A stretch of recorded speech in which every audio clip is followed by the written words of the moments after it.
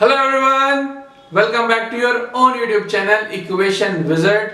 आज शुरू करने वाले हैं चैप्टर नंबर 2 का सबसे इंपॉर्टेंट टॉपिक, जिसका नाम है डायमेंशन एंड डायमेंशन एनालिसिस।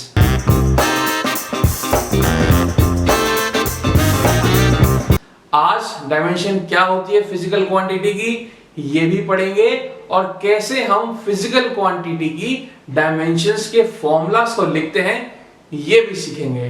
जल्दी शुरू करते हैं और देखते हैं क्या है डायमेंशन की डेफिनेशन। क्या लिखा है मैंने? The nature of a physical quantity is described bye it's dimension. यानी कि हमारे फिजिकल क्वांटिटी का नेचर हमारी डायमेंशन बताने वाली है। क्या मतलब है? पहले तो ये सबसे पहले ये समझते हैं कि फिजिकल क्वांटिटी है क्या। हमने फिजिक्स में दो टाइप की फिजिकल क्वांटिटी पढ़ी। पहली फंडामेंटल क्वांटिटी, जो कि हमारी 7 फंडामेंटल क्वांटिटी है, और दूसरी पढ़ी हमने ड्राइव क्वांटिटी, जो कि फंडामेंटल क्वांटिटी से ड्राइव की जाती हैं। फंडामेंटल क्वांटिटी वो क्वांटिटी है जो किसी भी क्वांटिटी पे डिपेंड नहीं करती, यानी कि वो अपने आप में एक इंडिपेंडेंट क्वांटिटी है, और वो होती है 7 नंबर में। मैंने सातों लिखी हुई है: length, mass, time, electric current, intensity, thermodynamic temperature and amount of substance. ये सातों क्वांटिटी जब मिल जाती हैं, यानी कि जब इनका कॉम्बिनेशन बन जाता है, तो ये बन जाती है डिराइव क्वांटिटी। जब एक या एक से ज्यादा, 2, 3, 4 की फॉर्म में जब ये क्वांटिटी एक साथ जुड़ जाती हैं, यानी कि एक दूसरे पर डिपेंड हो जाती हैं, तो क्या बन जाती है? Derive quantity. अब हमने कहा फिजिकल क्वांटिटी का नेचर बताता है डायमेंशन। मतलब हमारी लेंथ कितनी बड़ी है, वो कितने मीटर है, वो फीट है, वो इंच है, ये कौन बता रहा है? उसकी डायमेंशन बता रही है। यानी कि हमारी किसी भी मैटर, फिजिक्स के अंदर कोई भी एलिमेंट, कोई भी मैटर, कोई भी रीजन जिसके ऊपर हम एनालिसिस करने वाले हैं, उसके नेचर को समझने के लिए हमें उसकी डायमेंशन को जानना पड़ेगा। जैसे स्मार्कर की लेंथ कितनी है, कैसे पता लगेगी? उसकी डायमेंशन से। ये 6 इंच है, 1 मीटर है। मेरी हाइट कितनी है, कैसे पता लगेगा? मेरी हाइट को मेजर करके, मेरी लेंथ को मेजर करके। मेरा वेट कितना है, कैसे पता लगेगा? मेरे मास को, मेरा मास कैलकुलेट करके। अभी कितना समय हो रहा है, कैसे पता लगेगा? टाइम को कैलकुलेट करके। बेसिकली इस यूनिवर्स में होने वाली सारी सिचुएशंस को हम एक डायमेंशन की फॉर्म में पढ़ते हैं और समझते हैं।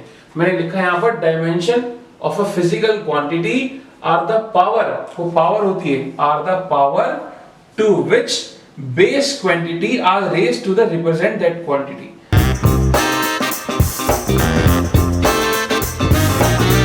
For example, हमारी मीटर है बेस क्वांटिटी, है ना? अब मीटर की पावर को अगर बढ़ा दिया जाए, एक पावर कर दिया जाए, तो क्या बन जाएगा? Metre square. तो डायमेंशन चेंज हो गई, एरिया बन गया। भाई फंडामेंटल क्वांटिटी क्या है? लेंथ। लेंथ किसी पर डिपेंड नहीं कर रहा, वो फंडामेंटल है। बट इस फंडामेंटल से क्या बनेगी? Derive quantity. कैसे बनी? जब हमने इसकी पावर को रेज कर दिया।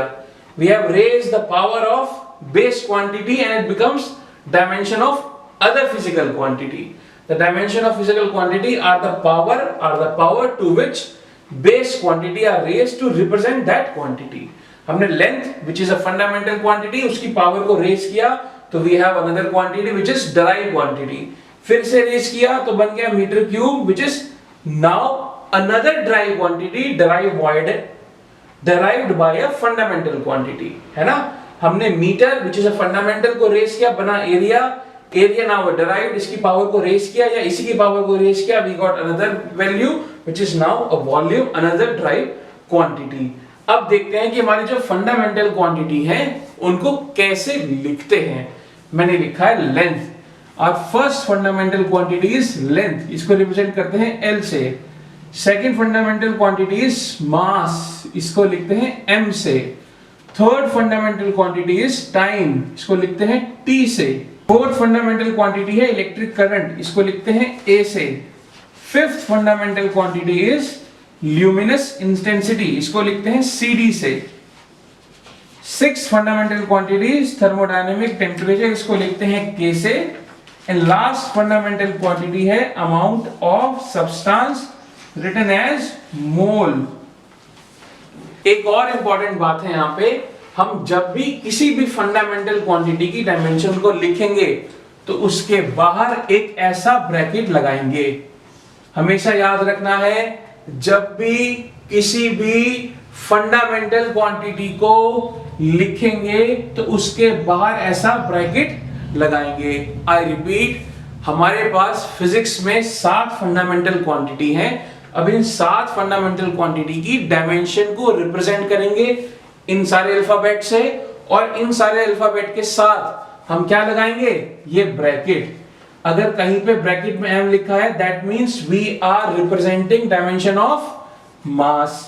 टाइम पे ब्रैकेट लिखा है, that means we are representing dimension of time. A के बाहर ब्रैकेट लिखा है, that means we are representing dimension of electric current. C D के बाहर लिखा है ब्रैकेट, तो we are representing dimension of luminous intensity.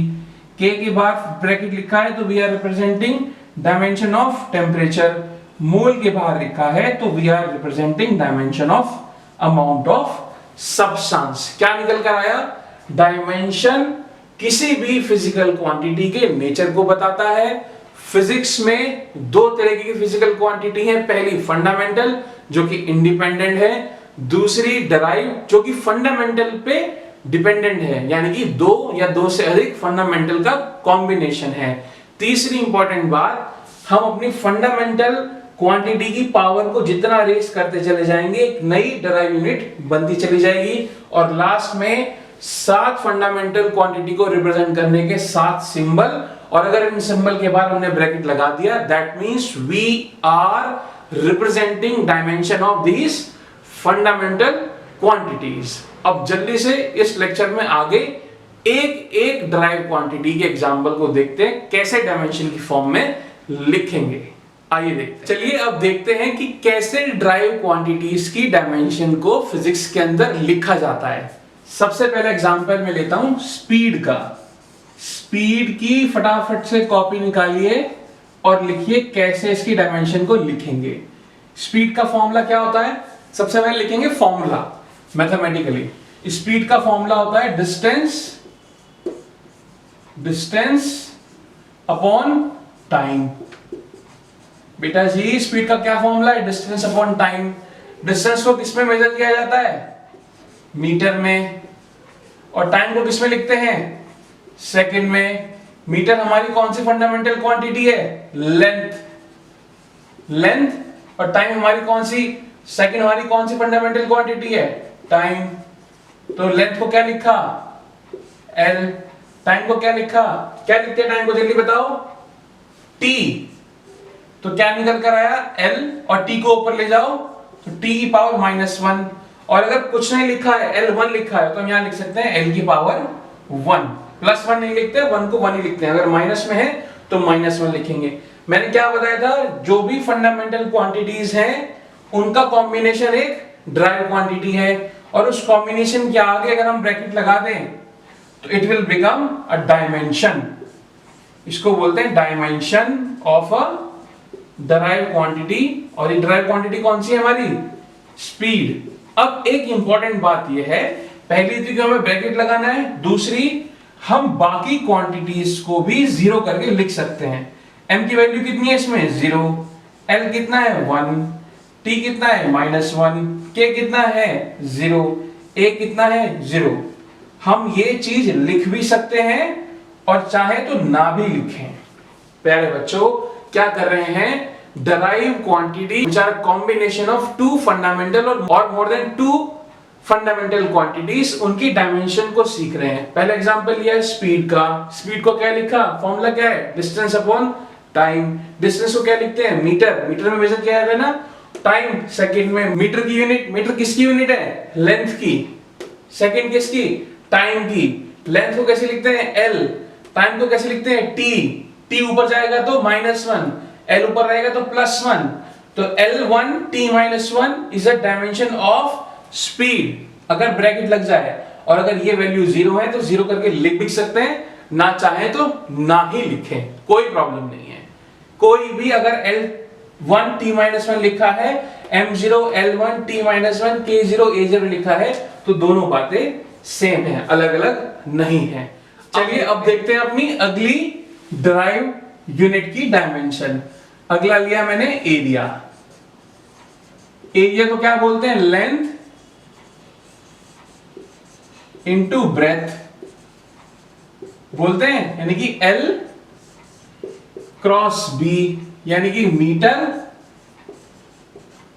Cross metre, यानी कि दो लेंथ मिलके बन रही हैं। डायमेंशन को किसे लिखेंगे? ब्रैकेट में L cross L, that means L की पावर 2, या क्या लिख सकते हैं? M0 L2 T0 A0 K0, दोनों बातें एक है। अगली लेते हैं वॉल्यूम। वॉल्यूम को क्या लिखते हैं? जल्दी बताओ बेटा। वॉल्यूम को लिखते हैं length into breadth into height, लिखते हैं ना। तो क्या बना हमारा? L cross B cross H, क्या हुआ formula? Metre cross metre cross metre. क्या लिखेंगे डायमेंशन? ब्रैकेट लिख लीजिए तुरंत, L cross L cross L, तो कितने हो गए? L टू द पावर 3 और M0 L power 3 T0 A0 K0, दोनों बातें एक हैं। आगे समझ में? हमने वॉल्यूम की निकाला, एरिया का निकाला, और निकालते हैं। साथ साथ करते चलिए, बिल्कुल घबराने की जरूरत नहीं है। आज सारी डायमेंशन आज ही सीखनी है, एक एक करके सब करते हैं। आइए अब निकालते हैं फोर्स के बारे में। फोर्स का क्या फॉर्मूला है? फोर्स का क्या फॉर्मूला है बेटा? F is equal to m dot a, यानी कि मास इंटू एक्सेलरेशन। लिखते हैं मास को क्या लिखेंगे? जल्दी बताओ। m, एक्सेलरेशन को क्या लिखते हैं? क्या लिखते हैं बेटा? लेंथ मीटर पर सेकंड स्क्वायर होती है यूनिट, लेंथ अपॉन टाइम का square, that means m cross length divide by time की पावर 2। क्या लिखा हमने? Simple m dot l, t ऊपर आ गया तो t की पावर -2। जब ये लिखते हैं सिंपल, तो क्या बताया था मैंने? 1 भी लिख सकते हैं, m power 1 l power 1 t -2, या फिर m power 1 l power 1 t -2 K0 A0, ये भी लिख सकते हैं, कोई प्रॉब्लम नहीं है। क्या करा हमने? We have calculated force is equal to mass into acceleration, mass into acceleration. Mass को लिखते हैं m, एक्सेलरेशन को लिखते हैं लेंथ अपॉन टाइम का स्क्वायर, यानी कि मीटर पर सेकंड स्क्वायर। याद है formula? Metre upon second square. Metre upon second क्या था? वेलोसिटी, और मीटर अपॉन सेकंड का स्क्वायर बन जाता है एक्सेलरेशन, यानी लेंथ अपॉन टाइम का स्क्वायर। लेंथ को लिखा L, टाइम को लिखा t की पावर 2, ऊपर लेके तो -2 निकल कर आया ये फॉर्मूला। अब देखते हैं अगला। अब लेते हैं अगला एग्जांपल, किसका? डेंसिटी का। डेंसिटी का क्या फॉर्मूला है बेटा? जल्दी बताओ।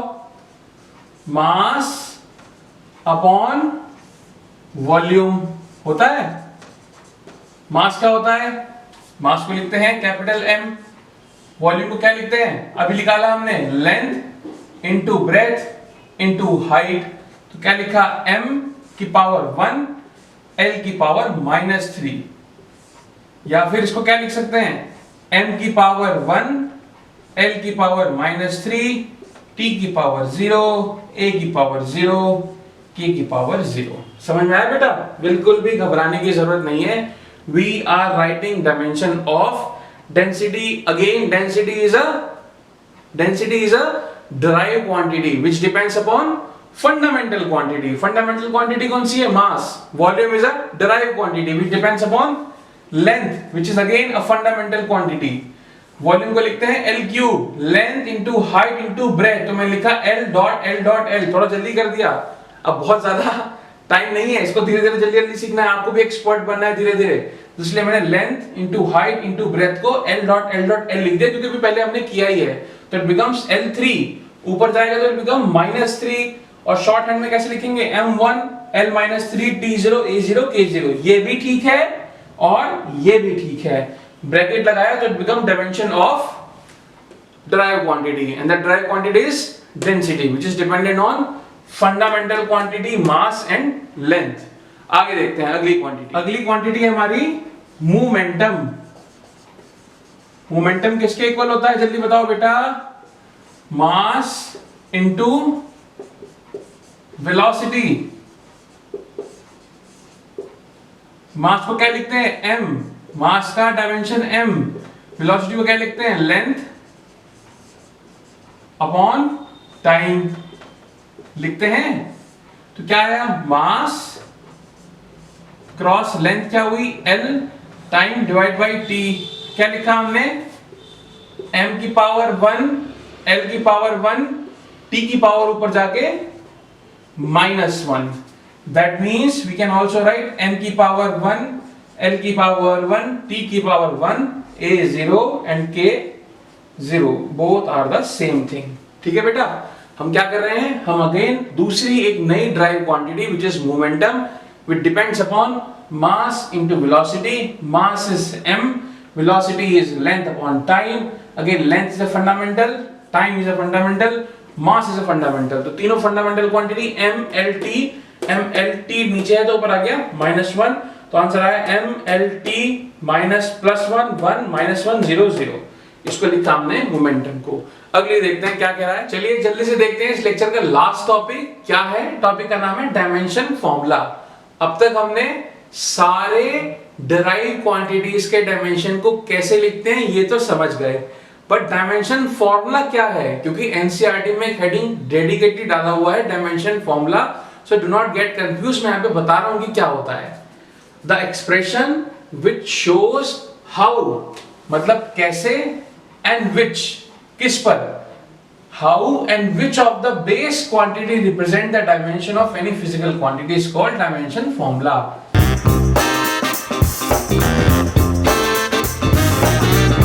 प्यारे बच्चों, मैंने बताया फिजिक्स के अंदर दो तरीके की फिजिकल क्वांटिटी, एक फंडामेंटल और एक डिराइव। फंडामेंटल इंडिपेंडेंट होती हैं, डिराइव फंडामेंटल पे डिराइव होती हैं। दो या दो से अधिक जब क्वांटिटी जुड़ जाती है वो बन जाती है डिराइव क्वांटिटी। तो डिराइव क्वांटिटी को हाउ और किस फॉर्म में, हाउ एंड विच, कैसे और कितना लिखते हैं, जिस फॉर्मूले की फॉर्म में लिख रहे हैं उसको बोल रहे हैं डायमेंशन फॉर्मूला। समझ में आया? इस यूनिवर्स में जितनी भी क्वांटिटी एग्जिस्ट करती हैं, 7 फंडामेंटल क्वांटिटी को अगर छोड़ दें तो सारी की सारी हैं डिराइव क्वांटिटी। उनकी डायमेंशन को लिखने का जो तरीका है उसको बोलते हैं डायमेंशन फॉर्मूला। हमने आज के लेक्चर में पढ़ी 6 डिराइव क्वांटिटी। कौन कौन सी पढ़ी? एरिया। एरिया को क्या लिखा हमने? l की पावर 2। बेटा इसको याद कर लो मेरे साथ साथ। एरिया किस पे डिपेंड कर रहा था? लेंथ पर। Length into breadth become L2, volume become length into breadth into height, which is fundamental of length. Fundamental quantity length थी ना, तो इट बिकम्स L3। स्पीड क्या बना? Distance upon time. डिस्टेंस कौन सी फंडामेंटल क्वांटिटी? लेंथ। टाइम कौन सी fundamental quantity? t। Divide में तो t की पावर -1। फोर्स क्या बना? मास इनटू एक्सीलरेशन। मास कौन सी फंडामेंटल क्वांटिटी? kg, m की फॉर्म में, इनटू एक्सीलरेशन। एक्सीलरेशन को क्या लिखते हैं? लेंथ अपॉन टाइम का स्क्वायर, यानी कि मीटर पर सेकंड स्क्वायर, lt की पावर -2। मोमेंटम को क्या लिखते हैं? Mass into velocity. मास कौन सी फंडामेंटल क्वांटिटी? kg। वेलोसिटी क्या अभी लिखी हमने? स्पीड डॉट l t की पावर -1। डेंसिटी कौन सी फंडामेंटल क्वांटिटी पे? Mass upon volume. मास अपॉन वॉल्यूम क्या आया? L3 अपॉन तो l की पावर -3। सब याद कर लो। Area L², volume L3, speed metre upon second, L2 -1, force mass into acceleration. Mass को लिखा है acceleration metre upon second square, momentum mass into velocity, velocity metre upon second, density mass divide by volume, volume is -3। आज के इस lecture में we have understood how to write derive quantities dimension. Derive quantities के dimension को कैसे fundamental पे जो base करती हैं उनको कैसे लिखते हैं, ये हम समझ गए। समझ गए बेटा? Thank you so much for watching this lecture. अगले लेक्चर में हम और हमारी ड्राई क्वांटिटीज के बारे में पढ़ेंगे। Till then, all the very best.